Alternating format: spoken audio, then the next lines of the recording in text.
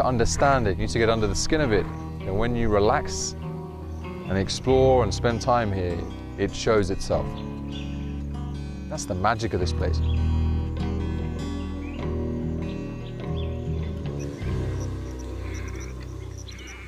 Kafue National Park is one of Zambia's main national parks, but it's one of the lesser known national parks, and it doesn't really get the attention it deserves. Essentially, it's a small country. The great thing about it is that being so big, it's so varied as well. The Kafue isn't one thing. It isn't just a woodland park or a plains area.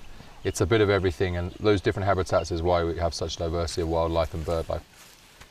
There's almost a convergence of these different habitat types. I think that's by virtue of the river winding its way around what we call the thumb, the peninsula around here. So we've got this wonderful riverine habitat, lots of great trees, jackalberries or waterberries, tall, big, magnificent trees that line the banks of the river. You see their fantastic root systems holding it all in place. Great habitat for birds and wildlife, and particularly in the late dry season when it's hot. You start moving away from the riverine areas into these dambos. Many of these places hold water, so they're also a source of life.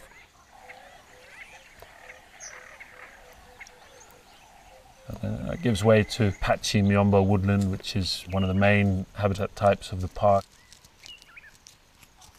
Then we've got termitaria areas, the acacia scrubland. As you transition through these different habitats, you see different wildlife.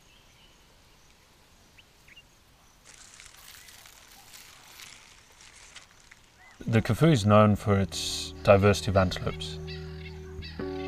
It's got 20 different antelope species.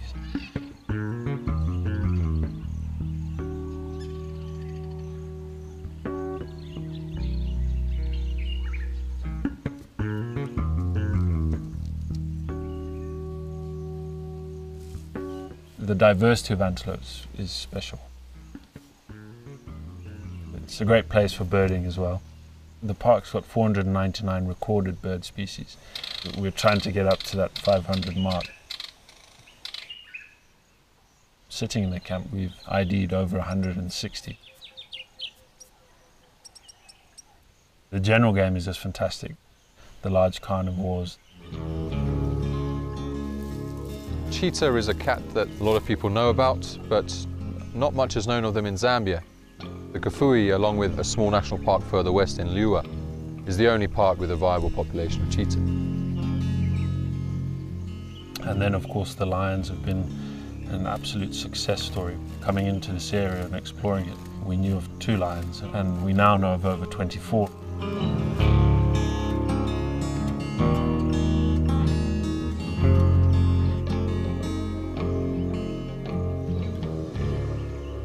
Musekese is in a unique area. The camp is situated right in the heart of the northern part of Kafue, in an area that we chose carefully, an area that previously had no access. Being so wild and inaccessible, it was a hotspot for illegal activities, and making it accessible has meant that it's that much more protected. We worked to find a new site we felt would have a much more positive impact than simply building on someone's doorstep. It's the first place I've ever felt we're actually part of everything rather than just an observer.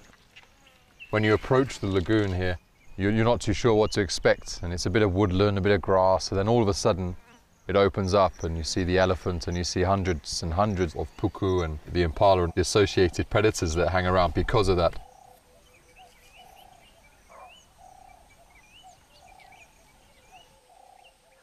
When we first discovered this area, some of our staff members nicknamed it Eden because of the game that they encountered when they came to the lagoon. We realized that this lagoon was a very special place.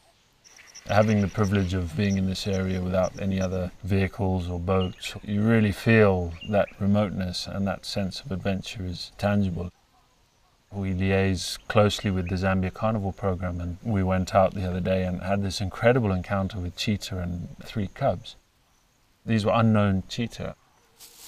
They're not on their database of known individuals. This area is so wild and big that there could be anything out there.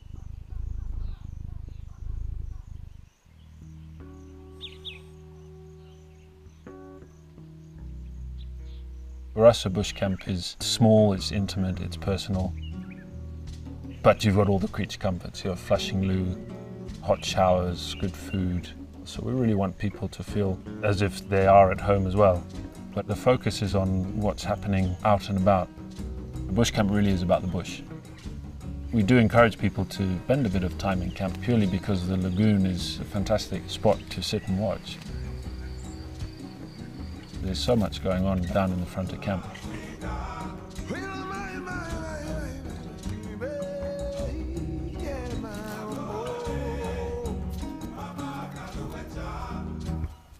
The team, they joined us from the very beginning when we first opened the bush track to get into this area. They were all guys from the village, never had any employment before, and it was important to us that we took people like that and gave them opportunities rather than cherry picking people from the industry already. We want to stick to that as we move forward. The typical day will start off with a wake-up call before sunrise. Have some breakfast, either a morning walk or a game drive. It's totally flexible depending on what's out there. The perspective you get on the wildlife and the landscape is very different on foot.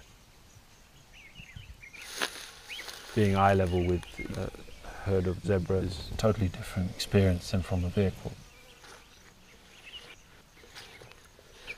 In a vehicle you tend to gloss over some of the smaller things. They have two little lobes at the back here, whereas all the cats... Animal tracks, bird tracks, insects, plants, flowers.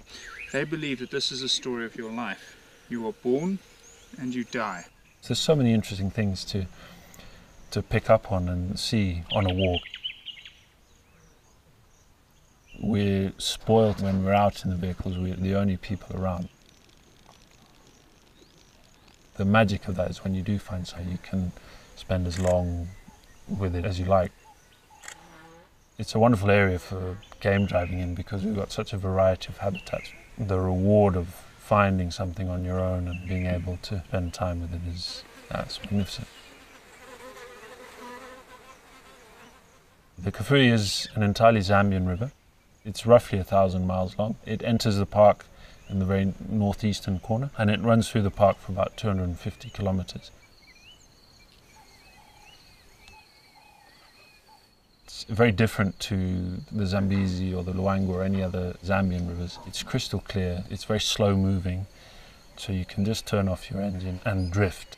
One of my favorite things on the river is seeing elephants cross. They love being in the water.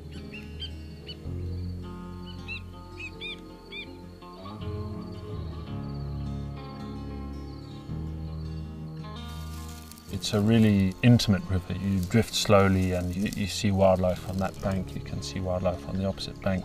There's some magnificent spots along the river all the way throughout the park.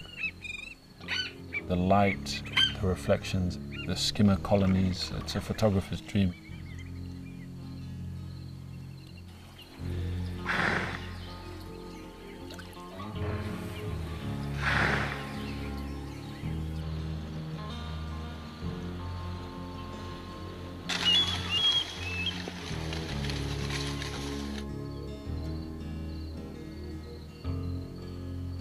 To night drive back towards camp and see what you can find with the spotlight.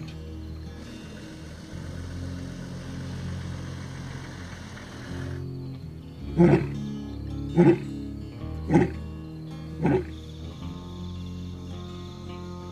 then wind down around the campfire.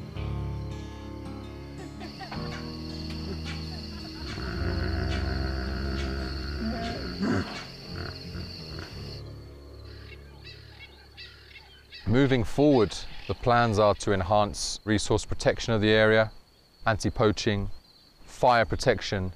We've already managed to achieve very good things with our fire regime and keeping this particular pedicle of land here fire-free 5 years now. When we first tried to drive around this area and we would see glimpses and the lions would be off they go and the odd elephant you'd hear trumpets. The first lion we ever saw, one lioness in our first year, was a three-legged lioness. The loss of her one foot and part of her leg was likely to have been a snare. I thought, oh gosh. You know, what is this area that we've come into? I remember as a child staying in a camp not too far from here. We would hear gunshots in this area across the river. So we knew that there was a lot to be done here, but chose to put ourselves in the core of an area that had no positive impact before. We've created a buffer zone by putting in a few tracks, by walking in areas, facilitating the wildlife authorities and helping their anti-poaching patrols. We've created an area that is more conducive for wildlife to rebound.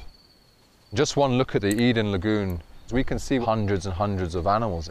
We had a herd of 60 elephants and we're seeing them regularly. Just this morning we saw 2 different prides of lion. It's very rewarding to see what wildlife wants to do given the opportunity. Wildlife wants to proliferate, and if we allow it to, it will. It's such a privilege to be in an area like this where you're seeing the wildlife change and evolve as a result of your presence in a positive way.